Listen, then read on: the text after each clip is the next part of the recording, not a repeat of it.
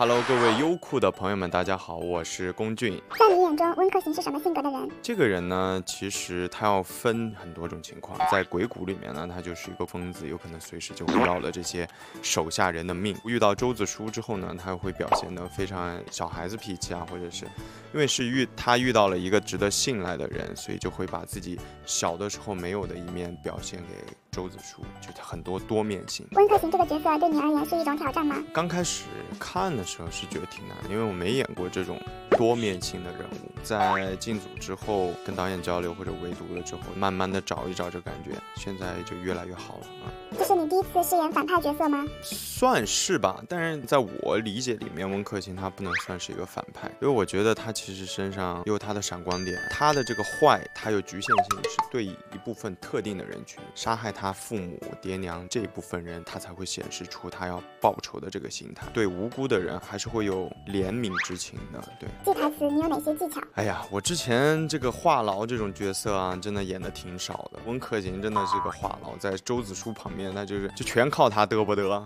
一直在旁边烘托气氛。诀窍的话没有，那还是得多背。你和其他演员私下相处怎么样？单看感觉我们大家性格都有点内向，接触了一段时间，大家就都磨合好了。我们有个小群，这个主创的，有一次我记得很清楚，我要去上海参加一个活动，请了一天假，我在那群里说大家有没有要去上海带的一些东西，我给大家带回来。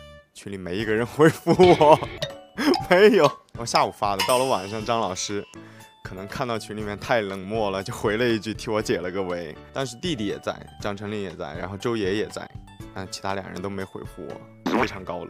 但是大家都挺合得来的，就是有共同点可以聊。对，第一次和张哲瀚合作，你有什么感受？张老师啊，感觉有点老干部，我也有点老干部。张哲瀚哪些地方让你觉得很老干部？挺多方面的，他不喝饮料。对，就喝温水，健身吃饭非常规律，不玩手游，也有喜欢打高尔夫，然后就听他说4、5点钟好像都要起来打一局，只要有时间。保温瓶的话是要到冬天我才会用，他是夏天都在用。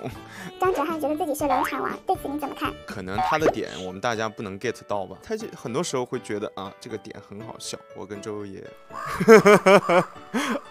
好笑吗？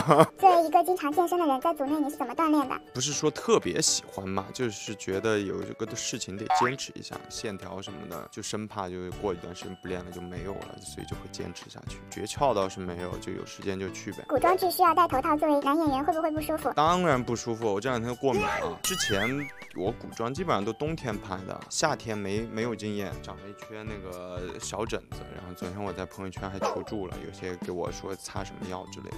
对，作为四川人，你平时会吃的很辣吗？没有，现在都不能吃辣了。前2天张老师他们家做了一个那个江西的拌米粉给我吃，炒的那个辣椒我都受不了，我还跟他杠上了。我说我们四川的比较辣，他说他们江西的辣，但是也是嘴硬，属于确实挺辣。我就出来太久了，吃的都比较清淡，不太习惯了。会如何推荐我们《山河令》？我们 K 一定信。